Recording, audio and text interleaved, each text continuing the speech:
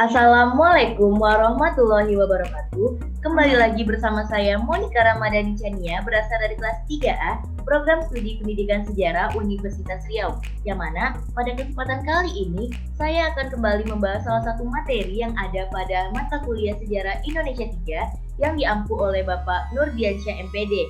Dan pada kesempatan kali ini kita akan membahas mengenai agresi militer Belanda I. Dan video ini pun juga digunakan untuk memenuhi penilaian ujian akhir semester Sejarah Indonesia 3. Dan untuk mengetahui lebih lanjut mengenai materi yang akan disampaikan, maka saksikanlah video ini sampai habis dan semoga bermanfaat untuk kita semua. Baiklah, langsung saja kita mulai untuk penjelasan mengenai agresi militer Belanda I. Yang mana seperti kita ketahui bahwa Indonesia telah merdeka semenjak 1945. Akan tetapi perjuangan Indonesia tidak cukup sampai di sana karena masih banyaknya tantangan dan rintangan yang dihadapi oleh Indonesia dalam mempertahankan kedaulatannya. Salah satunya ialah adanya tindakan agresi militer Belanda I yang dilakukan oleh Belanda. Yang mana agresi militer Belanda I ini juga dikatakan sebagai operasi produk yang merupakan tindakan agresi atau serangan yang dilakukan oleh tentara militer Belanda terhadap wilayah NKRI yang khususnya berada di Jawa dan Sumatera terhadap Republik Indonesia yang dilaksanakan dari 21 Juli 1947 sampai dengan 5 Agustus 1947, yang mana operasi produk ini merupakan istilah yang diciptakan oleh Letnan Gubernur Jenderal Johannes van Mook. Dan adapun penyebab dari agresi militer Belanda I ini dibagi menjadi dua. Yang pertama ialah sebab umum, yang mana sebab umum dari terjadinya peristiwa ini terdapat perselisihan pendapat sebagai akibat perbedaan penafsiran ketentuan dalam persetujuan Linggarjati yang telah dilakukan oleh Belanda dan Indonesia pada saat itu. Yang mana Belanda beranggapan atau memiliki tafsiran bahwa Indonesia akan dijadikan anggota Commonwealth atau berada di bawah persemakmuran Belanda dan akan terbentuknya federasi. Sedangkan hubungan luar negerinya diurus Belanda, sedangkan pemerintahan Republik Indonesianya terwujud Republik Indonesia yang berdaulat dan diakui pihak Belanda. Sehingga Belanda juga menuntut akan segera diadakannya Gen dan Meri atau pasukan keamanan bersama. Dan dari adanya perselisihan perbedaan tafsiran ini menjadi sebab umum dari agresi militer Belanda I tersebut. Dan selanjutnya, selain sebab umum, juga ada sebab khusus yang mendorong terjadinya agresi militer Belanda I ini, yang mana pada tanggal 15 Juli 1947, Van Mook mengeluarkan ultimatum supaya Republik Indonesia menarik mundur pasukan sejauh 10 km dari garis demarkasi, yang mana pada saat ini Belanda tetap menganggap bahwa Indonesia ini adalah wilayah miliknya, sehingga Belanda mengeluarkan ultimatum tersebut agar Republik Indonesia meninggalkan kawasan tersebut. Serta nota tersebut kemudian disusul lagi dengan sebuah ultimatum bahwa 32 jam Republik Indonesia harus memberi jawaban terhadap tuntutan Belanda. Selanjutnya, setelah kita mengetahui penyebab dari agresi militer Belanda I tersebut, kita akan membahas tujuan agresi militer Belanda I. Yang pertama adalah di bidang militer, yang mana di bidang militer ini agresi militer Belanda I bertujuan untuk memusnahkan TNI yang merupakan ujung tombak pertahanan bangsa Indonesia. Maka dengan adanya agresi ini, Belanda berusaha untuk memusnahkan atau melemahkan pasukan TNI yang ada pada saat itu, karena seperti kita tahu bahwa TNI merupakan Tentara Nasional Indonesia yang mempertahankan kedaulatan NKRI. Dan yang kedua adalah dari bidang politis, yang mana tujuannya yaitu dilaksanakannya agresi militer ini, pihak Belanda akan mengepung titik-titik strategi seperti ibu kota negara. Dengan dikepungnya titik-titik strategi ini, maka akan membuat posisi Indonesia pada saat itu semakin melemah, yang mana banyaknya serangan-serangan yang terjadi di titik-titik strategi tersebut. Dan yang terakhir adalah di bidang ekonomi. Di bidang ekonomi, tujuan agresi ini yaitu Belanda enggan melepaskan NKRI dan membuang kekayaannya begitu saja. Seperti kita tahu bahwa Indonesia merupakan salah satu negara yang kaya akan sumber daya alam, sehingga membuat Belanda itu enggan melepaskan Indonesia secara percuma dan terus melakukan hal-hal untuk memperjuangkan dan mempertahankan kekuasaannya di Indonesia. Dan selanjutnya di sini kita akan membahas kronologis agresi militer Belanda I, yang mana konferensi pers pada malam 20 Juli di Istana, Gubernur Jenderal Haji van Mook mengumumkan pada wartawan tentang dimulainya aksi polisionil Belanda pertama ini. Serangan di beberapa daerah digencarkan seperti di Jawa Timur yang telah dilakukan sejak tanggal 21 Juli malam. Dan dengan adanya agresi ini, kemudian dimulailah beberapa agresi atau serangan di beberapa daerah.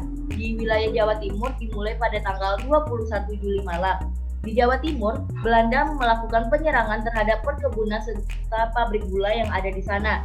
Di Jawa Tengah, Belanda menyerang dan menguasai pantai utara secara keseluruhan, yang mana seperti kita ketahui bahwa di pantai utara terdapat banyak pelabuhan-pelabuhan dan dermaga. Sedangkan di Sumatera Timur, Belanda menyiasati wilayah perkebunan tembakau. Dan selanjutnya, seperti setelah kita ketahui kronologis dari agresi militer Belanda I ini, kita akan membahas mengenai hal kronologis tersebut. Yang selanjutnya yaitu, pada aksinya, Belanda waktu itu mengirimkan 2 pasukan khusus, yakni Korps Specialintroepen atau KST yang dipimpin langsung oleh Westerling yang memiliki pangkat kapten. Dan yang kedua, pasukan para L yang merupakan para company yang dipimpin langsung oleh Kapten C. Sissewan. Pasukan KST ini ialah pengembangan dari pasukan DST yang pernah melakukan pembantaian di Sulawesi Selatan. Kemudian pasukan ini ditugaskan kembali pada agresi militer Belanda I di Pulau Jawa serta di wilayah Sumatera. Selanjutnya, di sini kita akan membahas mengenai dalam aksinya, Belanda pun juga selain mengepung titik-titik strategis yang ada di NKRI, Belanda juga mengepung wilayah-wilayah yang merupakan penghasil rempah-rempah, hasil tambang, dan juga daerah pesisir yang mempunyai dermaga pelabuhan. Dan pada saat itu, dengan adanya agresi militer Belanda ini, mereka berhasil membuat kekacauan sehingga banyak daerah-daerah yang mengalami kerusakan pada saat itu.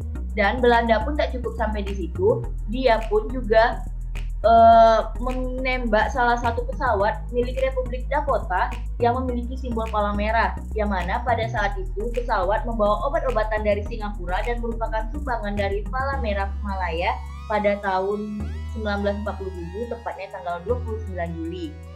Dan selanjutnya, setelah Belanda melakukan serangan agresi militer kepada Indonesia pada saat itu, maka Dewan Keamanan PBB pun turut ikut serta dalam hal ini, yang mana melihat tindakan yang dilakukan Belanda yang telah melewati batas wajar dan telah melanggar hukum fundamental, maka Indonesia pun secara resmi melaporkan agresi militer Belanda ini kepada Dewan Keamanan PBB pada waktu itu.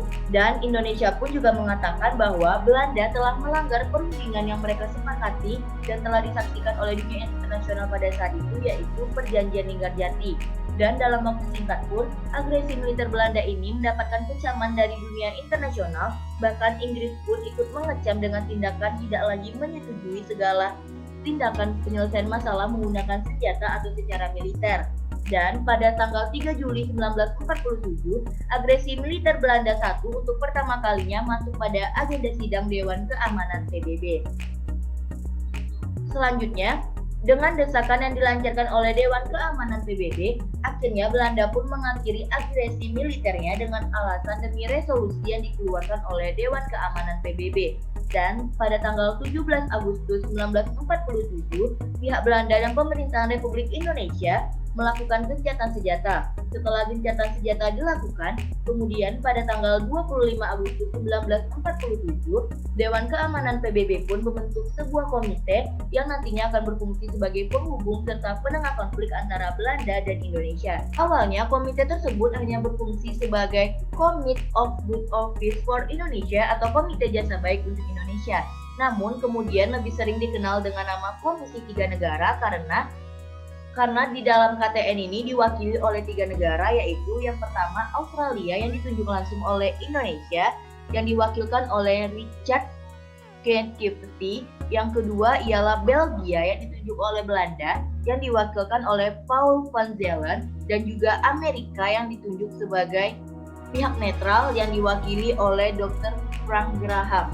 Maka dengan adanya Komisi 3 negara ini akan menjadi penghubung antara Indonesia dan Belanda dalam menyelesaikan konflik tersebut. Selanjutnya di sini kita akan membahas KTN mengadakan sidang resminya yang pertama dengan delegasi Republik dan delegasi Belanda dalam wilayahnya netral, yaitu di geladak kapal Renville yang berlabuh di Pelabuhan Batavia. KTN berhasil mempertemukan kembali kedua belah pihak untuk menandatangani persetujuan gencatan senjata dengan prinsip politik yang telah disetujui bersama dan disaksikan oleh KTN di atas kapal Renville pada 17 Januari 1948.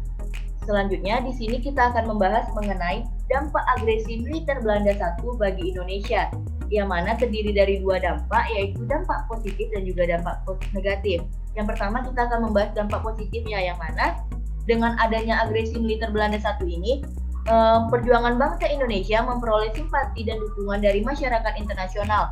Setelah perjanjian Linggarjati, Perdana Menteri Sultan Syahrir mengirim sebuah delegasi yang dipimpin oleh Kiai Haji Agus Salim ke negara-negara Islam di Timur Tengah. Adapun dampak negatif dari agresi militer Belanda I ini cukup banyak bagi Indonesia. Yang pertama, wilayah kekuasaan Republik Indonesia semakin sempit karena adanya pengepungan di wilayah-wilayah strategis yang dilakukan oleh Belanda pada saat itu, sehingga menyebabkan wilayah kekuasaan Indonesia semakin sempit. Yang kedua, stabilitas politik dan pemerintahan menjadi terganggu, yang mana dengan adanya berbagai serangan yang dilancarkan oleh Belanda itu membuat keamanan politik dan pemerintahan menjadi terganggu pada masa itu. Dan yang ketiga, kekuatan tentara Republik Indonesia semakin terjepit karena memang tujuan dari agresi militer Belanda I ini adalah untuk memusnahkan serta melemahkan tentara Republik Indonesia pada saat itu. Selanjutnya di sini kita akan membahas mengenai dampak agresi militer Belanda terhadap Belanda. Adapun dampak positifnya yaitu wilayah kekuasaan Belanda semakin luas karena mereka berhasil mengepung titik-titik strategis yang ada di Indonesia pada saat itu, sehingga menyebabkan kekuasaan Belanda pun semakin meluas.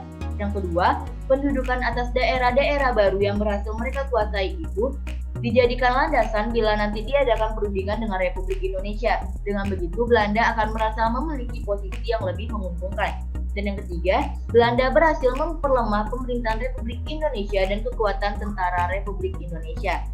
Selain memiliki dampak positif, ternyata juga ada dampak negatif yang ditimbulkan dari agresi militer yang dilakukan oleh Belanda tersebut bagi Belanda. Yang pertama ialah menimbulkan reaksi pertentangan dari dunia internasional, terutama PBB, yang mana dengan adanya tindakan ini membuat dunia internasional merasa marah akan tindakan tersebut. Dan yang kedua, berkurangnya dukungan negara-negara yang sebelumnya jadi sekutu Belanda, karena memang tindakan yang dilakukan oleh Belanda pada saat itu sudah melewati batas wajar sehingga banyaknya kecaman dari dunia internasional. Dan yang ketiga, kita akan membahas dampak agresi Belanda I terhadap respon dunia internasional, yang mana masalah Indonesia ini pada akhirnya dimasukkan dalam sidang DKPBB pada tanggal 31 Juli 1947. India dan Australia memutuskan bahwa atas dasar pasal 39 Piagam PBB agar DKPBB mengambil semua tindakan yang mengancam perdamaian dunia. Dan selanjutnya, di sini kita akan membahas situasi pasca terjadinya agresi militer Belanda I, yang mana dalam laporannya kepada Dewan Keamanan, Komisi Konsuler menyatakan bahwa tanggal 30 Juli 1947 sampai dengan tanggal 4 Agustus 1947, pasukan Belanda masih melakukan gerakan militer. Namun demikian, pemerintah dari pihak Belanda menolak dengan garis keras demarkasi yang dituntut oleh pemerintahan Indonesia. Dan meskipun agresi militer Belanda I ini telah berakhir, gencatan senjata telah dimusyawarahkan, namun di lapangan masih sering terjadi peristiwa tembak-menembak. Hal ini disebabkan karena kurangnya sosialisasi terhadap pasukan yang berada di lapangan. Baiklah, mungkin hanya sekian penyampaian materi yang dapat saya sampaikan mengenai agresi militer Belanda I. Dapat disimpulkan bahwa agresi militer Belanda I ini merupakan salah satu tindakan atau suatu produk yang dibuat oleh Belanda untuk mempertahankan kedaulatannya di Indonesia karena adanya salah penafsiran terhadap perundingan Linggarjati yang telah disepakati oleh kedua negara pada saat itu. Yang mana, seperti kita ketahui, walaupun Indonesia telah merdeka, Belanda tetap ingin menguasai Indonesia yang disebabkan oleh beberapa faktor dan berbagai tujuan dengan adanya agresi militer Belanda I. Mungkin hanya sekian yang dapat saya sampaikan mengenai materi agresi militer Belanda I ini. Apabila ada salah kata, saya mohon maaf. Wabillahi taufik walhidayah. Wassalamualaikum warahmatullahi wabarakatuh.